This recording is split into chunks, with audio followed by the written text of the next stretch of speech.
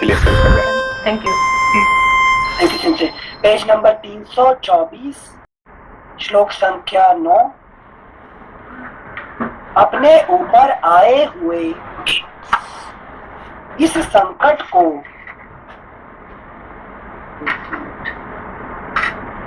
मुझे एक से पढ़िए, क्या हो कुछ तकलीफ ना हो जाए। पिछले पेज के पेज नंबर 323, त्रिपंचाशः सर्गः। श्री राम का राजा को उपालंभ देते हुए कैकेयी से कौशल्या आदि के अनिष्ट की आशंका बताकर लक्ष्मण को अयोध्या लौटाने के लिए प्रयत्न करना। लक्ष्मण का श्री राम के बिना अपना जीवन असंभव बताकर वहां जाने से इनकार करना। फिर श्री राम का उन्हें वनवास की अनुमति देना। श्लोक संख्या 1। उस वृक्ष के नीचे पहुंचकर आनंद प्रदान करने वालों में श्रेष्ठ श्री राम ने सायंकाल की संध्योपासना करके लक्ष्मण से इस प्रकार कहा, सुमित्रा नंदन, आज हमें अपने जनपद से बाहर यह पहली रात प्राप्त हुई है जिसमें सुमंत्र हमारे साथ नहीं है। इस रात को पाकर तुम्हें नगर की सुख सुविधाओं के लिए उत्कंठित नहीं होना चाहिए। लक्ष्मण, आज से हम दोनों भाइयों को आलस्य छोड़कर रात में जागना होगा, क्योंकि सीता के योगक्षेम हम दोनों के ही अधीन हैं। सुमित्रा नंदन, यह रात हम लोग किसी तरह बिताएंगे और स्वयं संग्रह करके लाए हुए तिनकों और पत्तों की शैया बनाकर उसे भूमि पर बिछाकर उस पर किसी तरह सो लेंगे। जो बहुमूल्य शैया पर सोने के योग्य थे वे श्री राम भूमि पर ही बैठकर सुमित्रा कुमार लक्ष्मण से ये शुभ बातें कहने लगे। फुटनोट: श्लोक 6 से लेकर 26 तक श्री रामचंद्र जी ने जो बातें कही हैं वे लक्ष्मण की परीक्षा के लिए तथा उन्हें अयोध्या लौटाने के लिए कही गई हैं। वास्तव में उनकी ऐसी मान्यता नहीं थी। यही बात यहाँ सभी व्याख्याकारों ने स्वीकार की है। Footnote ends. लक्ष्मण, आज महाराज निश्चय ही बड़े दुख से सो रहे होंगे, परंतु कैकेयी सफल मनोरथ होने के कारण बहुत संतुष्ट होगी। कहीं ऐसा ना हो कि रानी कैकेयी भरत को आया देख राज्य के लिए महाराज को प्राणों से भी वियुक्त कर दे। महाराज का कोई रक्षक न होने के कारण वे इस समय अनाथ हैं, बूढ़े हैं और उन्हें मेरे वियोग का सामना करना पड़ा है।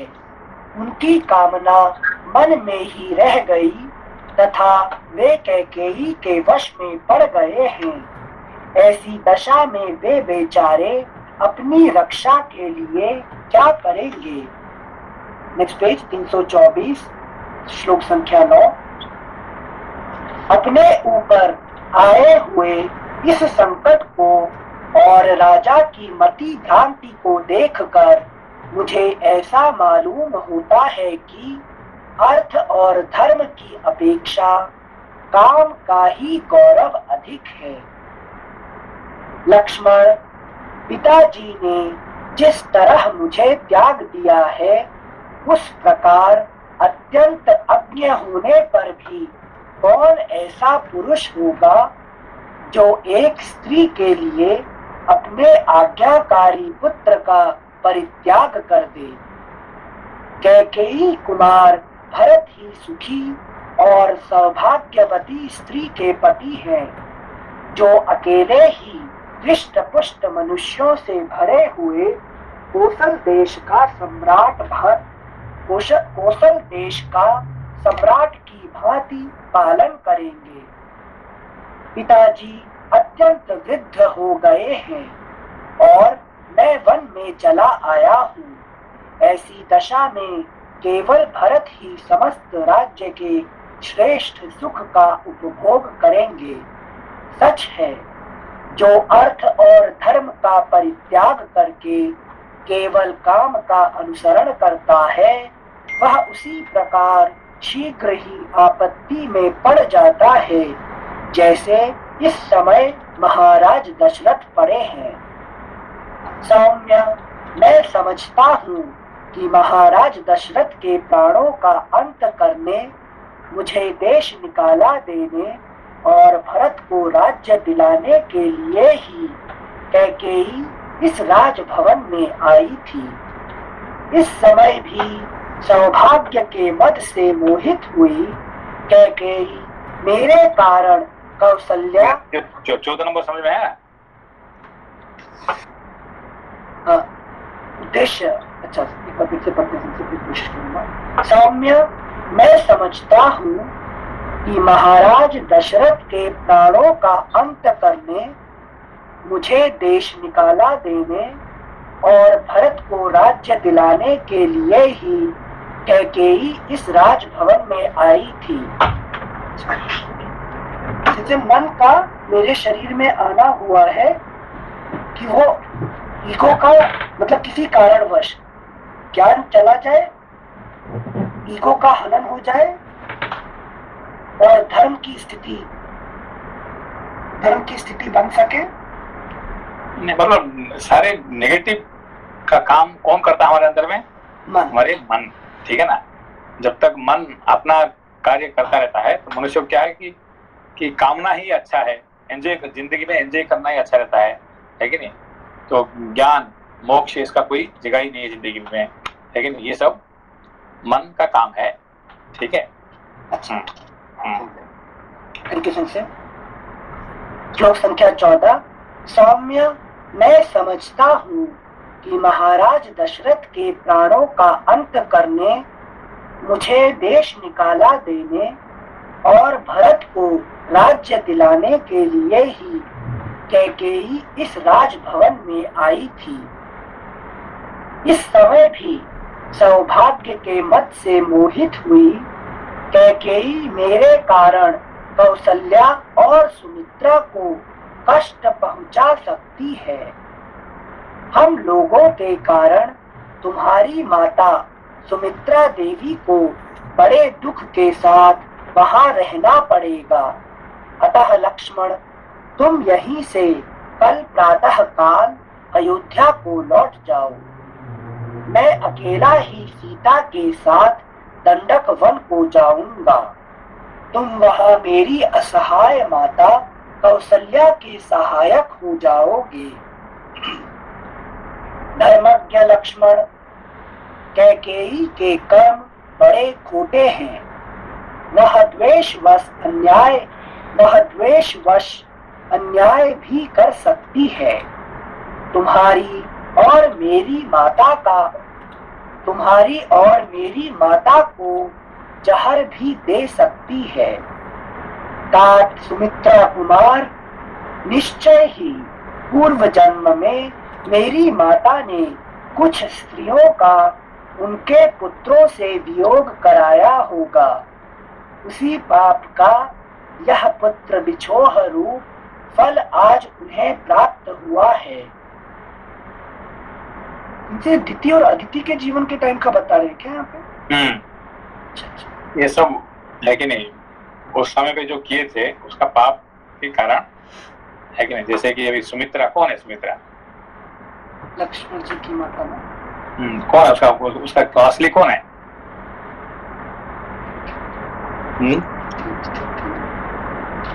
शेषनाग की माता से। एक मिनट में कद्रू। हाँ, कद्रू है, ठीक है ना। और कृष्ण अवतार में कौन है? कद्रू। बलराम की माता रोहिणी। हाँ, रोहिणी, ठीक है ना। तो रोहिणी और सुमित्रा, ये कौन है? ये कद्रु है, ठीक है ना।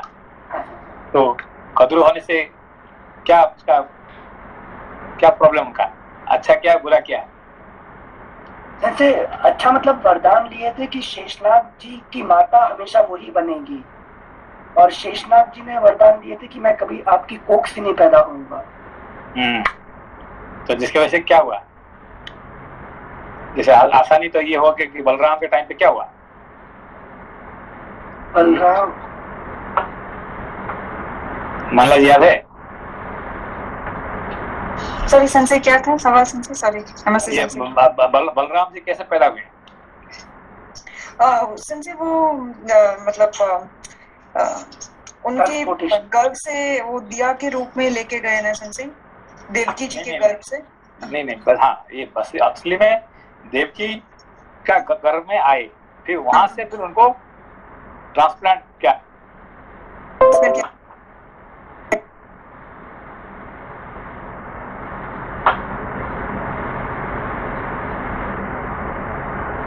वाला हो, ठीक है ना। इसीलिए एक बार आए किसका, उनको वो लाइक करते किसको, अदिति को, ठीक है ना। इसलिए अदिति का गर्भ में आके फिर उन्होंने उनको दिए हैं, ठीक है ना।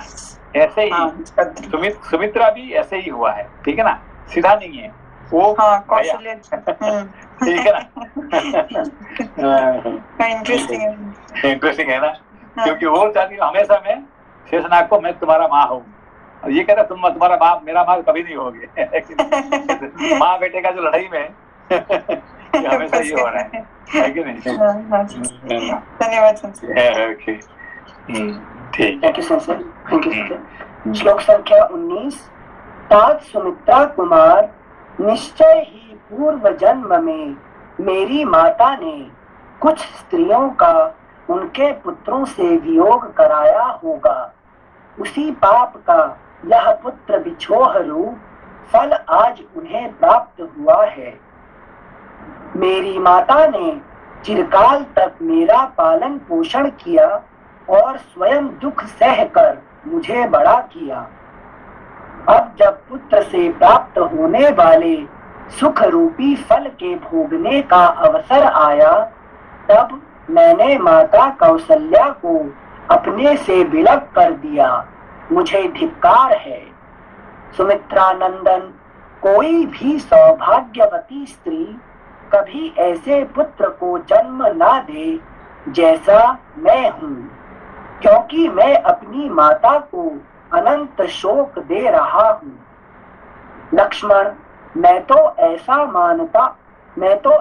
मानता हूँ कि माता कौशल्या में मुझसे अधिक प्रेम उनकी पाली हुई वह सारिका ही करती है, क्योंकि उसके मुख से माँ को सदा यह बात सुनाई देती है कि ए तोते, तू शत्रु के पैर को काट खा, अर्थात हमें पालने वाली माता कौशल्या के शत्रु के पांव को चोंच मार दे। वह पक्षिणी होकर माता का इतना ध्यान रखती है, और मैं उनका पुत्र होकर भी उनके लिए कुछ नहीं कर पाता। शत्रु दमन, जो मेरे लिए शोक मग्न रहती है, मंद भागिनी सी हो रही है, और पुत्र का कोई फल न पाने के कारण निपुती सी हो गई है, उस मेरी माता को कुछ भी उपकार न करने वाले मुझ जैसे पुत्र से क्या प्रयोजन है। मुझसे बिछुड़ जाने के कारण माता कौशल्या वास्तव में, नेक्स्ट पेज 325, वास्तव में मंद भागिनी हो गई है और शोक के समुद्र में पड़कर अत्यंत दुख से आतुर हो उसी में शयन करती है।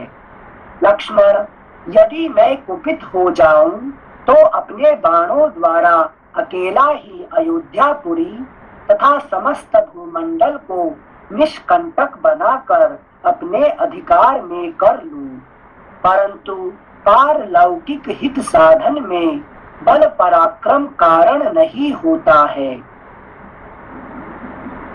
लक्ष्मण, यदि मैं कुपित हो जाऊं तो अपने बाणों द्वारा अकेला ही अयोध्यापुरी तथा समस्त भूमंडल को निष्कंटक बनाकर अपने अधिकार में कर लूं, परंतु पारलौकिक हित साधन में बल पराक्रम कारण नहीं होता है, इसीलिए मैं ऐसा नहीं कर रहा हूँ। पारलौकिक हित साधन व्यवहारिक सत्ता में कैसे मिक्स कर सकते हैं?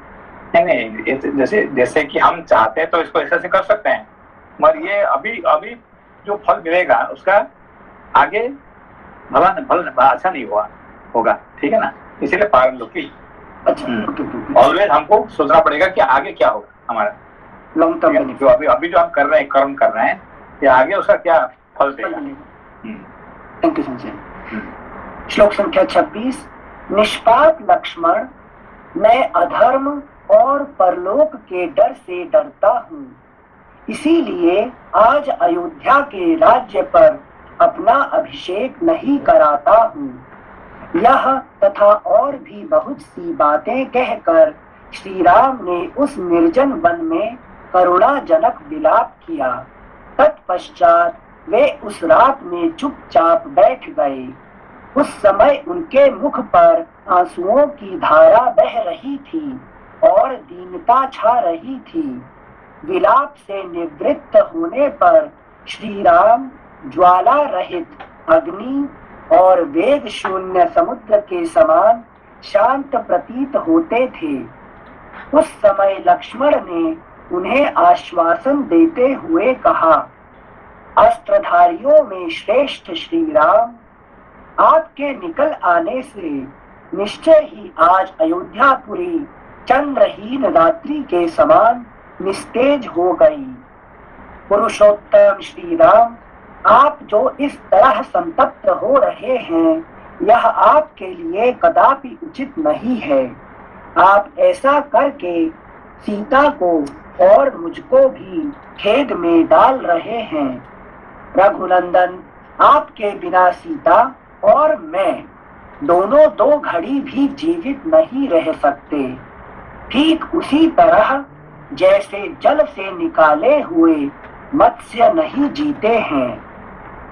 शत्रुओं को ताप देने वाले रघुवीर, आपके बिना आज मैं ना तो पिताजी को, ना भाई शत्रुघ्न को, ना माता सुमित्रा को और ना स्वर्गलोक को ही देखना चाहता हूँ। तदनंतर वहां बैठे हुए धर्म वत्सल सीता और श्री राम ने थोड़ी ही दूर पर वटवृक्ष के नीचे लक्ष्मण द्वारा सुंदर ढंग से निर्मित हुई शैया देखकर उसी का आश्रय लिया, अर्थात वे दोनों वहां जाकर सो गए। शत्रुओं को संताप देने वाले रघुनाथ जी ने इस प्रकार वनवास के प्रति आदर पूर्वक कहे हुए लक्ष्मण के अत्यंत उत्तम वचनों को सुनकर स्वयं भी दीर्घ काल के लिए वनवास रूप धर्म को स्वीकार करके संपूर्ण वर्षों तक लक्ष्मण को अपने साथ वन में रहने की अनुमति दे दी। तो ये उनका आखिरी टेस्ट था। हाँ। यहाँ से चाहते थे कि ये वो जाके वापस चला जाए, है कि नहीं, और ये जाने वाला नहीं है, लेकिन ये टेस्ट में है कि नहीं, पास हो गया। श्लोक संख्या 35। तदनंतर उस महान निर्जन वन में रघुवंश की वृद्धि करने वाले वे दोनों महाबली वीर पर्वत शिखर पर विचरने वाले 2 सिंहों के समान कभी भय और उद्वेग को नहीं प्राप्त हुए। इस प्रकार श्री वाल्मीकि निर्मित आर्ष रामायण आदि काव्य के अयोध्या कांड में 53वां सर्ग पूरा हुआ। 54 सर्गः। लक्ष्मण और सीता सहित श्री राम का प्रयाग में गंगा यमुना संगम के समीप भरद्वाज आश्रम में जाना, मुनि के द्वारा उनका अतिथि सत्कार, उन्हें चित्रकूट पर्वत पर ठहरने का आदेश तथा चित्रकूट की महत्ता तथा चित्रकूट की महत्ता एवं शोभा का वर्णन। उस महान वृक्ष के नीचे वह सुंदर रात बिताकर वे सब लोग निर्मल सूर्योदय काल में उस स्थान से आगे को प्रस्थित हुए। Next page 326। जहाँ भागीरथी गंगा से यमुना मिलती है, जहाँ भागीरथी गंगा से यमुना मिलती है, उस स्थान पर जाने के लिए वे महान वन के भीतर से होकर यात्रा करने लगे। वे तीनों यशस्वी यात्री मार्ग में जहां तहां जो पहले कभी देखने में नहीं आए थे ऐसे अनेक प्रकार के भूभाग तथा मनोहर प्रदेश देखते हुए आगे बढ़ रहे थे। सुखपूर्वक आराम से। वहाँ पे कितने नदी मिले वहाँ पे प्रयाग में? गंगा यमुना दो ही मिले क्या? गंगा यमुना सरस्वती तो कहते हैं त्रिवेणी संगम। ठीक है, त्रिवेणी संगम 3। फिर सरस्वती का नाम क्यों नहीं आता है? संस्कृत धारा बोल रहे थे विलुप्त हो गए, लेकिन विलुप्त तो हुए नहीं है। लेकिन ज्ञान भक्ति और वैराग्य। लता जी क्या है? जी आपने समझाए थे कि एक तो माइथोलॉजिकल स्टोरी के हिसाब से देखेंगे तो वो जो सरस्वती नदी ने जो बहुत जोर से आवाज कर रहे थे जब व्यास जी महाभारत लिख रहे थे बद्रीनाथ के टाइम, तो तभी व्यास जी ने बोले थे कि तुम लुप्त हो जाओ, तो उसके वजह से उन्होंने लुप्त हुए हैं। बट फिलोसॉफिकल मीनिंग में देखेंगे तो गंगा है, आपने पढ़ाए थे कि ज्ञान है ज्ञान, गंगा है ज्ञान और यमुना है भक्ति। तो जब ज्ञान और भक्ति मिल जाता है तो तभी क्या हुआ कि ना वैराग्य उसके बाय डिफॉल्ट उनके अंदर। बेसिकली यहाँ पे जो है ना सरस्वती, यहाँ पे क्या है कि विद्या, ठीक है ना, तो विद्या और ये गंगा होते हैं ज्ञान। तो जब ज्ञान का प्रभाव हो जाता है तो विद्या उसका अंदर में समा जाता है। ठीक है, इसीलिए देखिए वहाँ पे क्या होता है कि विद्या बचपन में लोग क्या करते हैं, बच्चे क्या पढ़ते हैं, विद्या पढ़ते हैं, ज्ञान नहीं पढ़ते हैं। ठीक है ना, तो जो बाद में ज्ञान का प्रकट हो जाता है तो विद्या उसका अंदर में विलोप हो जाता है। ठीक है ना, हाँ। तो इसीलिए बचपन में बच्चे क्या किसको पूजा करते हैं, सरस्वती को। मगर जो साधु सन्यासी किसको पूजा करते हैं, सरस्वती पूजा नहीं करते, वो गंगा को पूजा करते हैं। ठीक है ना, क्यों कि सरस्वती गंगा का अंदर में लुप्त हो जाते हैं, है कि नहीं। इसीलिए सरस्वती नदी क्या करते हैं, गंगा के साथ रहते हैं, है कि नहीं। तो आपके पास ज्ञान है, इसका मतलब विद्या है ही है।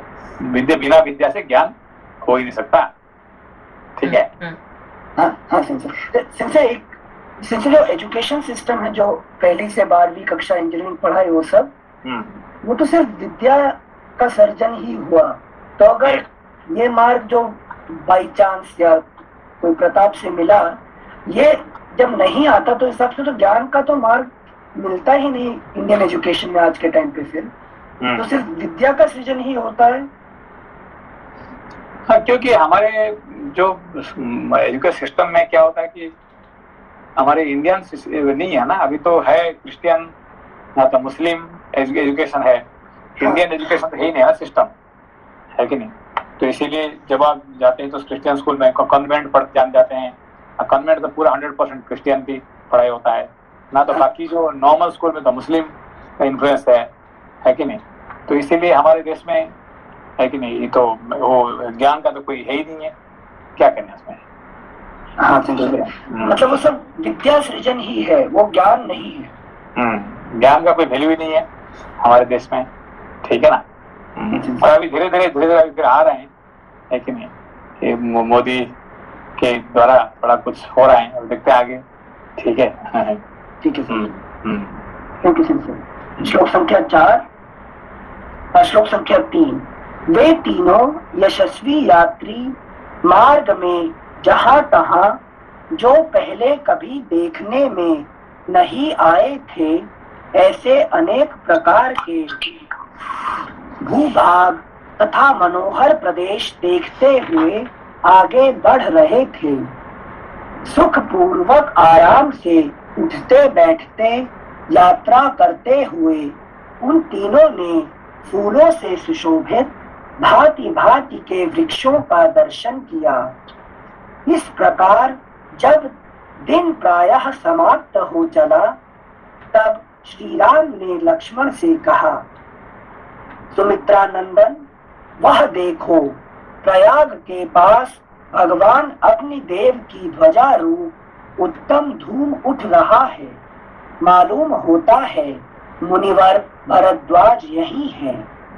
निश्चय ही हम लोग गंगा यमुना के संगम के पास आ पहुंचे हैं, क्योंकि दो नदियों के जलों के परस्पर टकराने से जो शब्द प्रकट होता है वह सुनाई दे रहा है।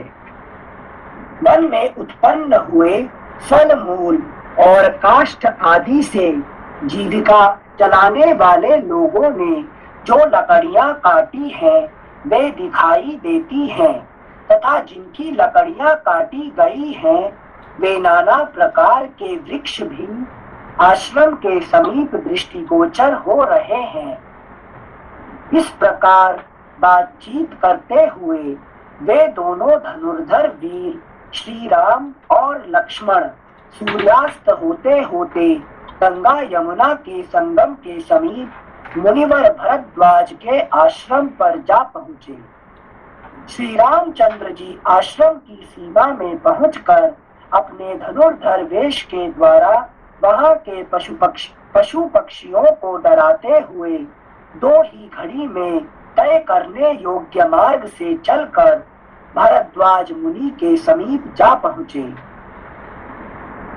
आश्रम में पहुंचकर महर्षि के दर्शन की इच्छा वाले सीता सहित वे दोनों वीर कुछ दूर पर ही खड़े हो गए।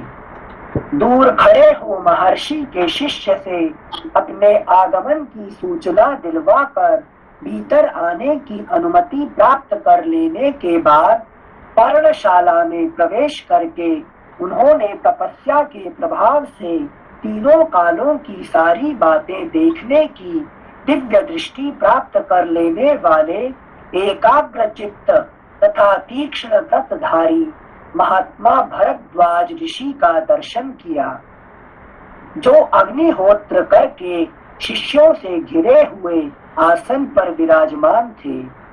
महर्षि को देखते ही लक्ष्मण और सीता सहित महाभाग श्री राम ने हाथ जोड़कर उनके चरणों में प्रणाम किया।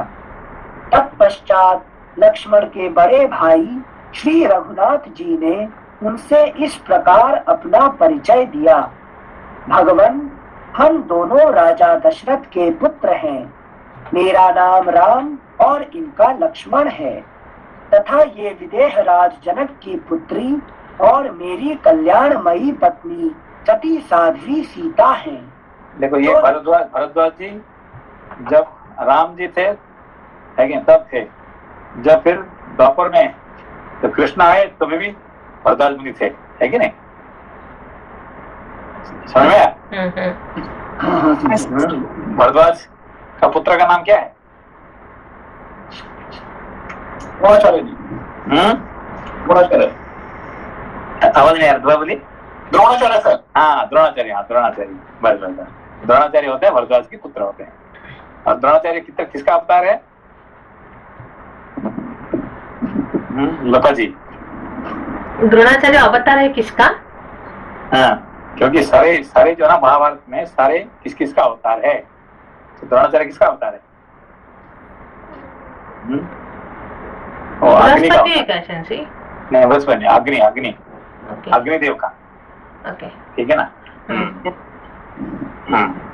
ठीक है, थैंक यू सेंसे। श्लोक संख्या 13-14। तत्पश्चात लक्ष्मण के बड़े भाई श्री रघुनाथ जी ने उनसे इस प्रकार अपना परिचय दिया। भगवन, हम दोनों राजा दशरथ के पुत्र हैं। मेरा नाम राम और इनका लक्ष्मण है, तथा ये विदेहराज जनक की पुत्री और मेरी कल्याणमयी पत्नी सती साध्वी सीता है। जो निर्जन तपोवन में भी मेरा साथ देने के लिए आई हैं। पिता की आज्ञा से मुझे वन की ओर आते देख ये मेरे प्रिय अनुज भाई सुमित्रा कुमार लक्ष्मण भी वन में ही रहने का व्रत लेकर मेरे पीछे पीछे चले आए हैं। भगवान, इस प्रकार पिता की आज्ञा से हम तीनों तपोवन में जाएंगे और वहां फल मूल का आहार करते हुए धर्म का ही आचरण करेंगे। परम बुद्धिमान राजकुमार श्री राम का वह वचन सुनकर धर्मात्मा भरद्वाज मुनि ने उनके लिए आतिथ्य सत्कार के रूप में एक गौ तथा अर्घ्य जल समर्पित किए। Next page 327। उन तपस्वी महात्मा ने उन सब देखिए गो अगर है तो ठीक है सर, अभी तक तो सुना था, लेकिन गो साथ में दिया सर इसलिए क्योंकि भरद्वाज का क्या स्पेशलिटी क्या है कि सबका भरण पोषण करते हैं, इसीलिए उनका नाम भरद्वाज है, ठीक है ना। तो जो भी आता उनका आश्रम में क्या होता है कि सबके लिए खाना पीना रहना है कि नहीं, सबके लिए बंदोबस्त कर देते हैं। इसीलिए लोग भरद्वाज आश्रम में जाना चाहते हैं, क्योंकि वहां पे जाने से जरूर खाना पीना रहना सब मिल जाएगा, ठीक है ना। तो इसीलिए अभी वहाँ जो भी पहुंचता है उसको है कि नहीं, एक गाय दिया उसका मतलब गाय का जो दूध जो मिलेगा ना उसको, तो उनका होगा, है कि नहीं। जी जी। अब एक रात रहेंगे तो उनके लिए दूध चाहिए, तो दूध कहाँ से पेट तो अपना, क्योंकि वहाँ अपना खुद का दूध धोना पड़ेगा, है कि नहीं। यहाँ नहीं कि कोई करके दे देगा, वो नहीं है कि नहीं। तो आप खुद दूध धो के, है कि नहीं, गाय का सेवा करो और गाय का दूध खुद पियो, है कि नहीं।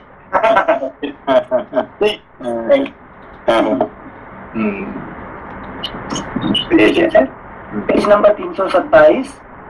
उन तपस्वी महात्मा ने उन सबको नाना प्रकार के अन्न, रस और जंगली फल मूल प्रदान किए। साथ ही उनके ठहरने के लिए स्थान की भी व्यवस्था की। महर्षि के चारों ओर मृग, पक्षी और ऋषि मुनि बैठे थे और उनके बीच में वे विराजमान थे। उन्होंने अपने आश्रम पर अतिथि रूप में पधारे हुए श्री राम का स्वागत पूर्वक सत्कार किया। उनके उस सत्कार को ग्रहण करके श्री रामचंद्र जी जब आसन पर विराजमान हुए, तब भरद्वाज जी ने उनसे यह धर्म युक्त वचन कहा। भरद्वाज के आश्रम में जाएंगे तो खाना पीना रहना ये सब जरूर मिल जाएगा, है कि नहीं। इसीलिए लोग पशु पक्षी भी आके वहां पे ठहर जाते हैं, साधु संत लोग वहां ठहर जाते हैं, लेकिन ये भरद्वाज मुनि का स्पेशलिटी है कि नहीं। अगर किसी को अपना गोत्र नहीं पता होता तो उनको भी भरद्वाज गोत्र ही बोलते हैं ना। कश्यप। भरद्वाज गोत्र नहीं है। हमें लगा वो संसार का भरण पोषण करते हैं तो गोत्र भी नहीं, भरण पोषण जरूर करते हैं उनको सबको, ठीक है ना। Thank you sir. श्लोक संख्या 21। अनिल सर, एक मिनट से मेरा एक हमेशा प्रश्न रहता है। आपने हमेशा बोलते हैं कि भरद्वाज मुनि ने सबका भरण पोषण करते हैं, जो उनके पास आते हैं तो भरण पोषण करते हैं, तो इसलिए उनका नाम भी भरद्वाज है और उनके लिए भी वो उसके उस कर्म के लिए भी वो फेमस है। ओके, तो आपने ये भी बोले थे कि जब हम लोग कि जब दूसरे का मतलब कि जो हमारे पास है दूसरे का भरण पोषण करते हो, तो हमको कभी भी मतलब कि जीवन में अपने भोजन के लिए कि वो उसमें तकलीफ नहीं सहना पड़ेगा, ये भी कर्म फल में बोले थे। तो ये भरद्वाज मुनि इतने सारे कर रहे हैं, पर उनके पुत्र द्रोणाचार्य को बेटे के लिए दूध के लिए क्यों इतना सारे महाभारत करना पड़ा? नहीं, ये एक लीला था। देखिए, मैंने कहा कि ये जो अभी इसीलिए मैंने कहा कि ये कौन है, अग्निदेव का अवतार थे, है कि नहीं। तो अग्निदेव का एक रोल था वहां कुछ करने के लिए, किसको, है कि नहीं। सारे जो देवी देवता ने सब पैदा हुए थे जिनका कुछ कर्म था, है कि ये भगवान कृष्ण को सहाय करने के लिए ये सब पैदा हुए थे, ठीक है ना।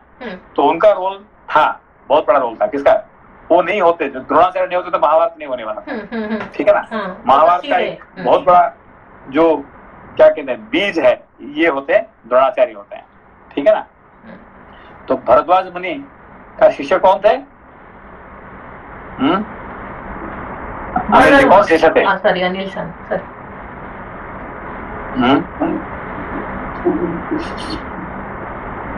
राजा द्रुपद याद है कि नहीं है? याद नहीं है? नहीं सर। राजा द्रुपद जो थे ये भरद्वाज मुनि का शिष्य थे, ठीक है ना। हाँ सर। और द्रोण ये दोनों पढ़ते थे भरद्वाज मुनि का पास में पढ़ते थे, ठीक है ना। है कि तो इतने इनका पास खाने पीने का है कि राजा पुत्र को भी खाना पीना खिलाने के लिए रहने के लिए जगह दे दी, ठीक है ना। तब द्रुपद ने कहा था, क्या कहा था कि भाई तुमने कि ये है कि तुम्हारा पिताजी ने हमको खाना पीना खिला के हमको रखे यहाँ पे, है कि तुम भी जो बड़े हो जाओगे तो है कि नहीं हमारे राज्य में जो पूछे तुम आधा तुमको ही दे दूंगा, है कि तुम भी बराबर की हो जाओगे, ठीक है ना। तो वहीं पे टेस्ट था। अग्निदेव को उन्होंने जब कह दिया, आपने क्या बोला, अग्नि स्वाहा अग्निदेव स्वाहा कर दिया, बाद में बोलते नौ मामा बोल के फिर आपने खा लेते जाएंगे, है कि नहीं। तो अग्नि से बाकी सब देवता को हो जाएगा, अग्निदेव से नहीं होता है कि नहीं, मतलब ही नहीं है। इधम दमा तो बोलते हैं उनको भी, नहीं, बाकी सब देवता को बोल के अभी जैसे गणेश जी को गणेशाय स्वाहा इदम गणेशाय नमः बोल के फिर क्या बाद में खाना खा लेते हैं, गणेश जी खाते नहीं है कि नहीं। भगवान जगन्नाथ जी नहीं खाते, जगन्नाथ जी को स्वाहा करके फिर आप खुद खा लेते हैं, ठीक है ना। अगर दुनिया में से एक देवता है अग्नि देवता को स्वाहा करने के बाद आप खा नहीं सकते हैं, है कि नहीं। चला जाता है 100% खिलाना पड़ेगा किसको, अग्नि देवता को, ठीक है ना। तो ये इन्होंने क्या कर दिया, अग्नि स्वाहा कर दिया, मतलब सब कुछ खा लिया सब खुद के, तो इसीलिए महाभारत शुरू हो गया। इसीलिए मैंने पूछा कि वो किसका अवतार थे, समझ में आया लता जी? हाँ सेंसे, अभी समझ में आया। मुझे अग्नि का अवतार थे और पता नहीं था, तो मेरा हमेशा क्वेश्चन था लॉन्ग 10 इयर्स मेनी इयर्स। इन्होंने द्रुपद ने क्या बोले कि मेरा राज्य में जो कुछ है सब तुम्हारा है कि आधा राज्य तुमको मैं दे दूंगा। तो ठीक राजा, उन्होंने कहा ठीक आपने प्रतिज्ञा किया और आधा राज्य में लेना ही पड़ेगा मुझे, किसको प्रतिज्ञा तो कर दिया ना, तो मुझे मिला तो नहीं है ना, है कि नहीं, इसलिए ले लिए जबरदस्ती करके। ये अग्नि देवता का इसलिए अभी जो इसका घर जलता है, घर क्यों जलता है कि उन्होंने अग्नि देवता के साथ कुछ ऐसे कुछ हुआ है जो वो खा लेते हैं, है कि नहीं। बड़ा कठोर देवता है अग्नि देवता, इसलिए संभाल के काम करना, है कि नहीं। यानी कि अग्नि देवता के एक तरह से रूप थे, तो जब इनको मारने वाला भी अग्नि से पैदा हुआ था। जो अग्नि का साथ होने से कारण से वो अग्नि से ही, मतलब अग्नि का रूप भी उसको मार सकता है और डायरेक्टली नहीं मार सकता है कोई भी। देखो ये जो बैठ गए खुद बैठ जाते हैं, लेकिन अस्त्र छोड़ देते हैं तब जाके मारता है उसको सिर्फ इसको क्या, वो मरा हुआ आदमी को गर्दन काटता है, मरा हुआ आदमी, तो उसको युद्ध से नहीं हरा सकता उसको, है कि नहीं। युद्ध से जीतने का कैपेसिटी किसी का पास नहीं है, क्यों, अग्नि देवता है कि नहीं। सिर्फ वो खुद मर गए, मरने के बाद उसका गर्दन काटता है कि नहीं। अग्नि को नहीं मार सकती है। हाँ, तो इसीलिए जब तक वो खड़े रहते हैं उसके साथ उसके बाद उसको मारने के लिए कम से कम भीष्म के तो है कि नहीं युद्ध में मारा है, भीष्म ने इसको युद्ध में नहीं मारा, जब बैठ गए, है कि नहीं, तो उसको मरा हुआ आदमी का गर्दन काटता है कि नहीं। इसलिए अग्नि से पैदा हुआ है, अग्नि का ही प्रसाद है कि नहीं, अग्नि में ही। हाँ, तो यहाँ से ये जो द्रुपद ने जो प्रॉमिस कर दिया वो भी प्रॉब्लम था ना, अगर प्रॉमिस भी नहीं करता तो भी तो कुछ प्रॉब्लम नहीं होता ना। इसलिए मैं कह रहा हूँ, देखिए आप कभी भी है ना, ये मत बोलना कि मैं यज्ञ कर लूँ, मैं ये कर लूंगा, तो अग्निदेव के साथ कोई प्रॉमिस मत करना, प्रॉमिस किया तो जरूर करना, ना तो फिर घर जल जाएगा, है कि नहीं। तो इसलिए साथ संभाल के अग्नि के साथ कोई खिलवाड़ नहीं करना, है कि नहीं, ये प्रत्यक्ष देवता है, जला देंगे। जैसे जब हम हवन करते हैं, यज्ञ करते हैं, तो हम ओम अग्ने स्वाहा इदम अग्ने इदम नमः करते हैं, तो वो भी फर्क नहीं पड़ता उससे, मतलब नहीं, हम क्या करते हैं, सारे घी को डालते हैं किसको, अग्नि में, हलवा को डालते हैं, अच्छा डाल देते हैं। हाँ, उसके बाद हम आधा हम खा लेते नहीं है, है कि नहीं। जो स्वाहा करते हैं सब अग्नि देवता 100% खाते हैं, है कि नहीं। ऐसे नहीं कि तुलसी तुलसी बिन डाल के पानी चढ़ा के फिर बाद में हम खाएंगे। बाकी देवता क्या करते हैं, हम खा जाते हैं, मगर अग्नि के लिए अग्नि को ही देना पड़ता है कि नहीं? तो इसलिए द्रुपद ने गलती क्या कर दिया कि ये जो मेरा राज्य में सब है ना, आधा आपको ही है, जो आपको आधा में दे दूंगा। तो ठीक है भाई, आधा दे दो, अभी देना पड़ेगा, और तुम नहीं देगा तो जोर से ले लूंगा, है कि नहीं? इसलिए मैंने पूछा किसका अवतार है कि नहीं? और उनका बेटा कौन? अश्वत्थामा। वो किसका रूप था? तो शिव जी का ना सेंसे। हाँ, वो शिव जी का, ठीक है ना? इसीलिए ध्वंस करने के लिए वो काम कर सकते हैं, ठीक है ना? अच्छा, ठीक है संजय। श्लोक संख्या 21।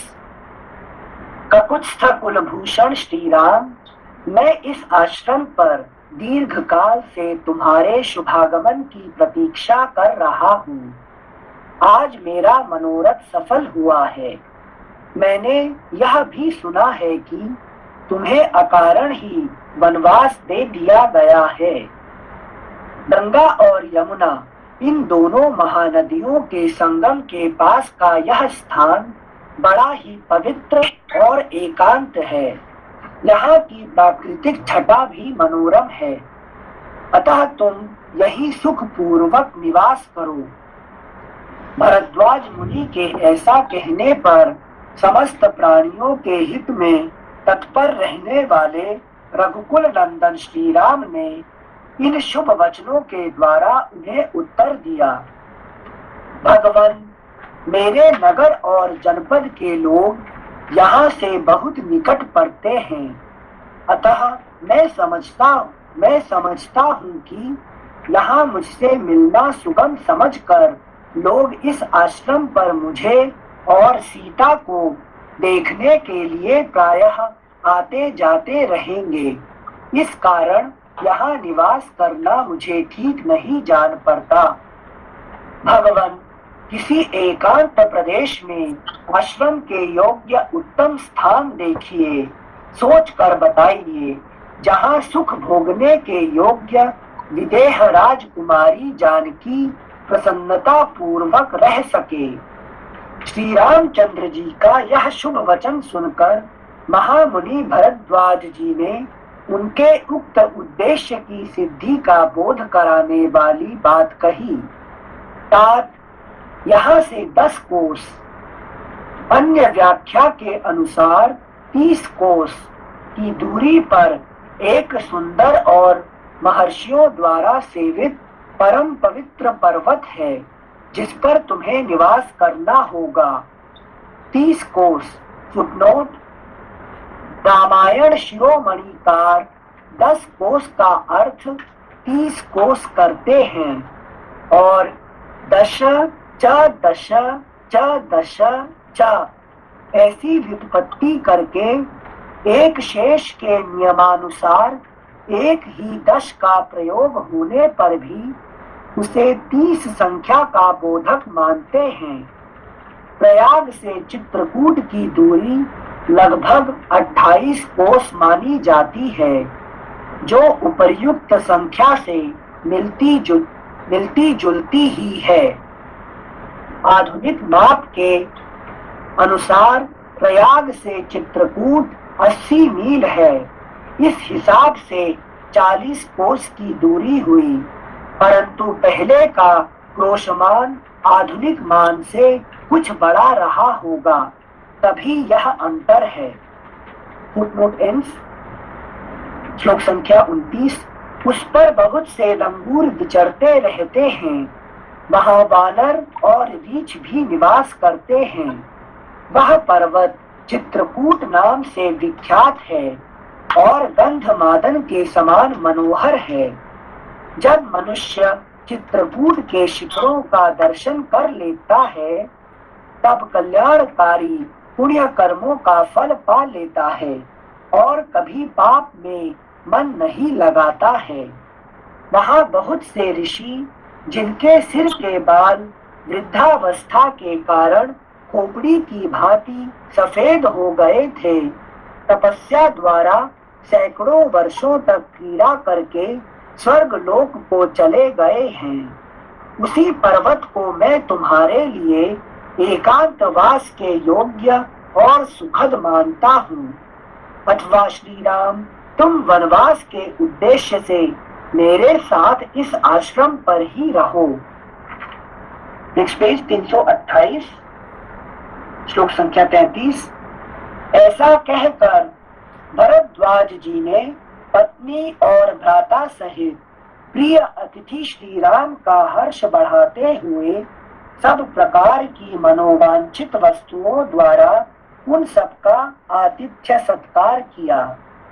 प्रयाग में श्री रामचंद्र जी महर्षि के पास बैठकर विचित्र बातें करते रहे। इतने में ही पुण्यमयी रात्रि का आगमन हुआ। वे सुख भोगने योग्य होने पर भी परिश्रम से बहुत थक गए थे। इसलिए भरद्वाज मुनि के उस मनोहर आश्रम में श्री राम ने लक्ष्मण और सीता के साथ सुखपूर्वक वह रात्रि व्यतीत की। तदनंतर जब रात बीती और प्रातः काल हुआ, तब पुरुष सिंह श्री राम प्रज्वलित तेज वाले भरद्वाज मुनि के पास गए और बोले, भगवान, आप स्वभावतः सत्य बोलने वाले हैं। आज हम लोगों ने आपके आश्रम में बड़े आराम से रात बिताई है। अब आप हमें आगे के गंतव्य स्थान पर जाने के लिए आज्ञा प्रदान करें। श्लोक संख्या 38। रात बीतने और सवेरा होने पर श्री राम के इस प्रकार पूछने पर भरद्वाज जी ने कहा, महाबली श्री राम, तुम मधुर फल मूल से संपन्न चित्रकूट पर्वत पर जाओ। मैं उसी को तुम्हारे लिए उपयुक्त निवास स्थान मानता हूँ। वह सुविख्यात चित्रकूट पर्वत नाना प्रकार के वृक्षों से हरा भरा है। वहाँ बहुत से किन्नर और सर्प निवास करते हैं। मोरों के कलरवों से वह और भी रमणीय प्रतीत होता है।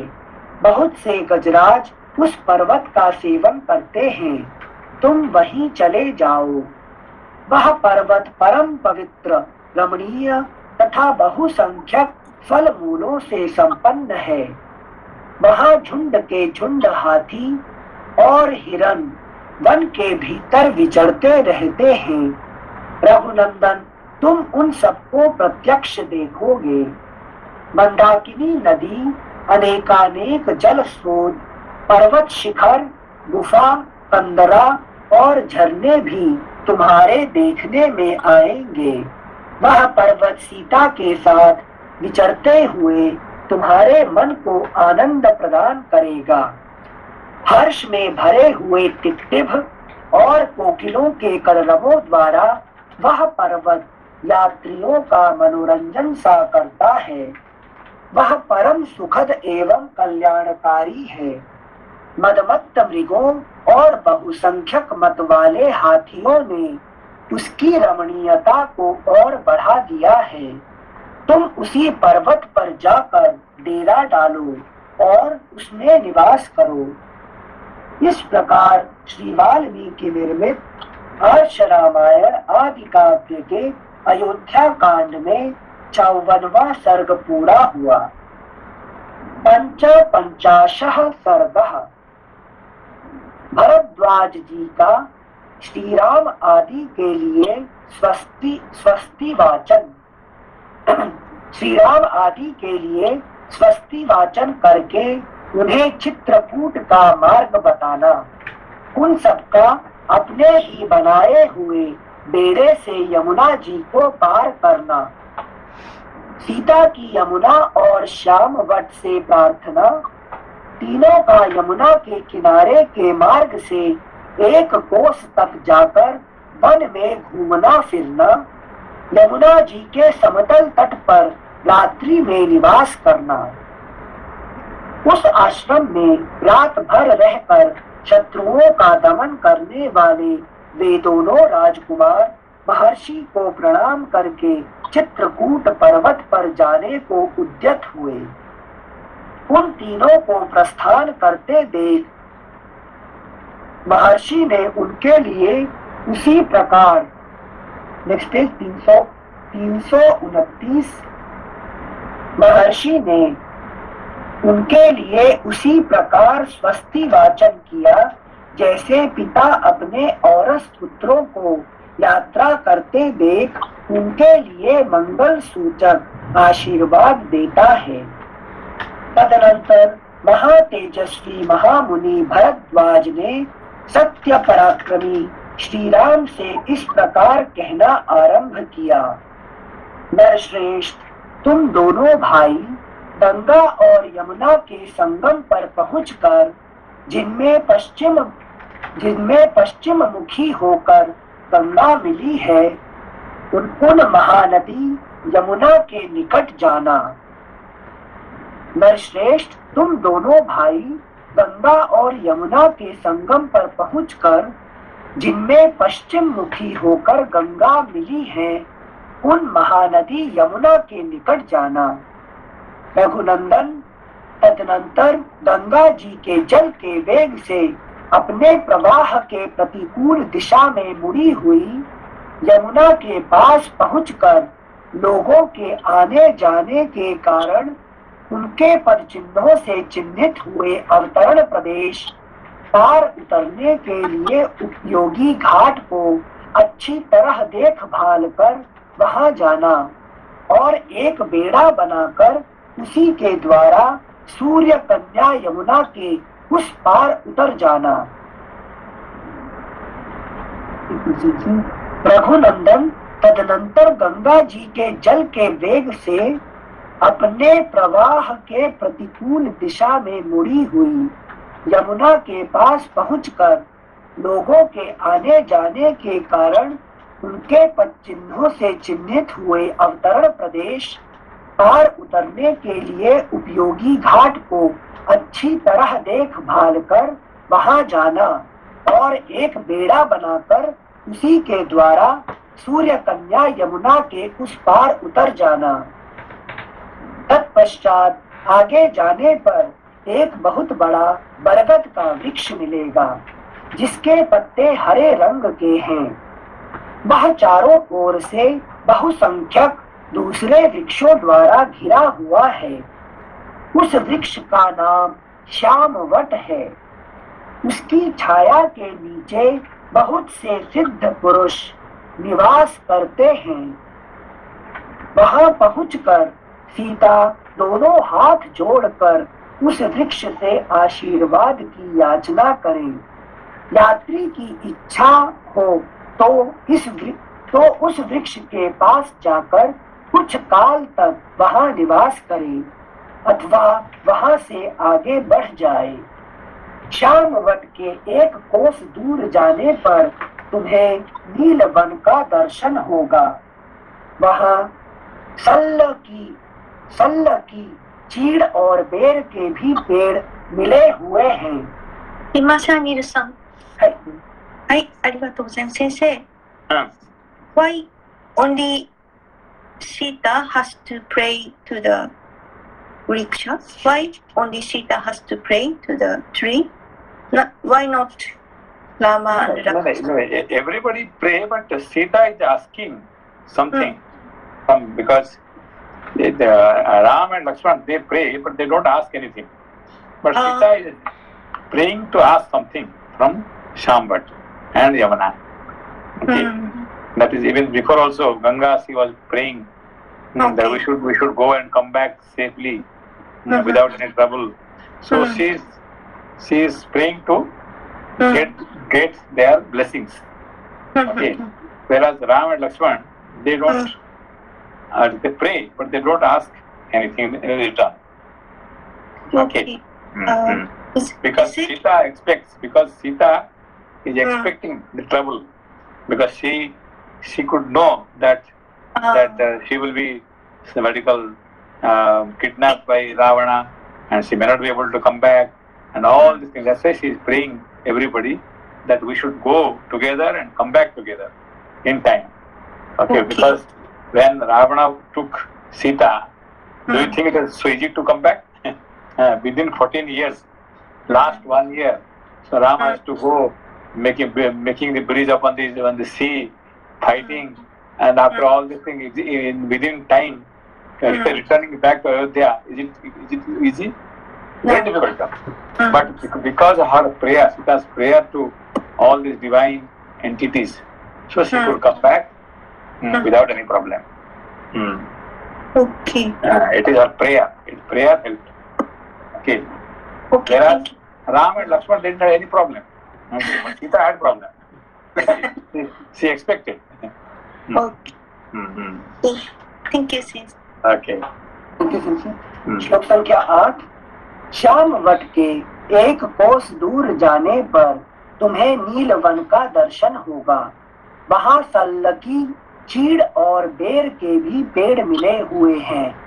यमुना के तट पर उत्पन्न हुए बांसों के कारण वह और भी रमणीय दिखाई देता है। यह वही स्थान है जहां से चित्रकूट को रास्ता जाता है। मैं Did you go to this place, Sambat? जी आप गए क्या? चित्रकूट गए? चित्रकूट पर्वत के ऊपर ना चित्रकूट जगह गए? गए हैं सेंसी। गए? अच्छा अच्छा अच्छा। तो शामबट गए कि नहीं गए? मैं गए हैं, मैं आपके साथ एक बार गई थी और फिर अनिल जी के साथ एक बार गई थी। शामबट गए हैं। भूल जाता है। अच्छा ठीक है। ठीक है। Thank you sir. श्लोक संख्या 8। Shyam gone? No, I want. Where is it? This Chitrakoot near the Prayag, you know, where the Ganga, Yamuna, Saraswati, where they meet together. That is called Prayagraj. So near Prayagraj, the Chitrakoot is there, Shambhat is there. The Chitrakoot is a very beautiful place. You will enjoy. Where Sita was living, and where Love and Kusha they were born. Yeah, it's a beautiful place. Can you find the map? How Yeah, you can find very easily. Chitrakoot is very famous. The Prayagraj is the just middle. Okay, so it's a very beautiful place. Okay. Okay. Thank you so much. Okay. Okay. Thank you Sanjay. श्लोक संख्या 8। श्यामवट के एक कोस दूर जाने पर तुम्हें नीलवन का दर्शन होगा। वहां सल्लकी, चीड़ और बेर के भी पेड़ मिले हुए हैं। यमुना के तट पर उत्पन्न हुए बांसों के कारण वह और भी रमणीय दिखाई देता है। यह वही स्थान है जहां से चित्रकूट को रास्ता जाता है। मैं उस मार्ग से कई बार गया हूँ। वहां की भूमि कोमल और दृश्य रमणीय है। उधर कभी दावानल का भय नहीं होता। वहीं पे वाल्मीकि मुनि वहीं रहते हैं। वाल्मीकि मुनि फिर इसीलिए सीता जी का उस जगह पे प्यार हो गया, इसीलिए वो वहीं रहना चाहते थे। उनका बच्चे को वहीं पैदा करना चाहते थे। ठीक है ना, ये चित्रकूट है। Thank you Sanjay. वाल्मीकि गुफा अलग जगह है ना? वाल्मीकि वही नहीं, वाल्मीकि मुनि यही जगह यहीं रहते थे। उनका आश्रम यहीं पे था। अच्छा। श्लोक संख्या 10। इस प्रकार मार्ग बताकर जब महर्षि भरद्वाज लौटने लगे, तब श्री राम ने तथास्तु कहकर उनके चरणों में प्रणाम किया और कहा, अब आप आश्रम को लौट जाइए। ये समझिए, श्री राम जी ने तथास्तु कहा।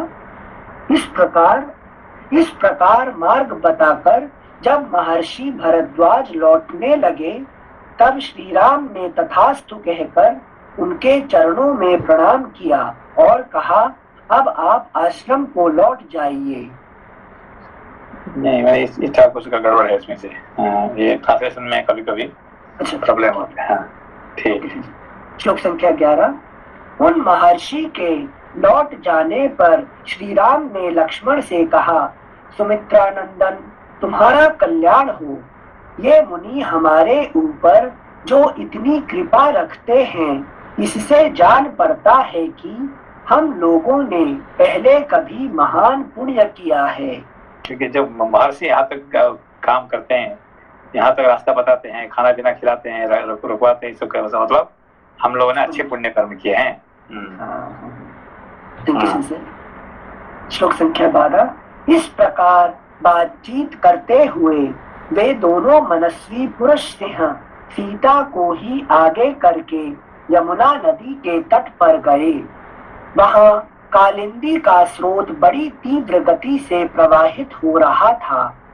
वहां पहुंचकर वे इस चिंता में पड़े कि कैसे नदी को पार किया जाए, क्योंकि वे तुरंत ही यमुना जी के जल को पार करना चाहते थे।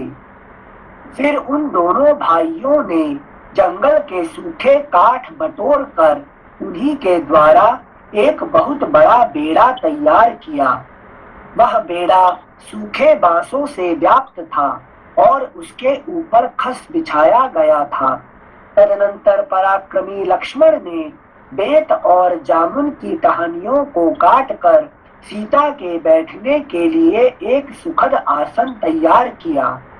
दशरथ नंदन श्री राम ने लक्ष्मी के समान अचिंत्य ऐश्वर्य वाली अपनी प्रिया सीता को जो कुछ लज्जित सी हो रही थी उस बेड़े पर चढ़ा दिया और उनके बगल में वस्त्र एवं आभूषण रख दिए।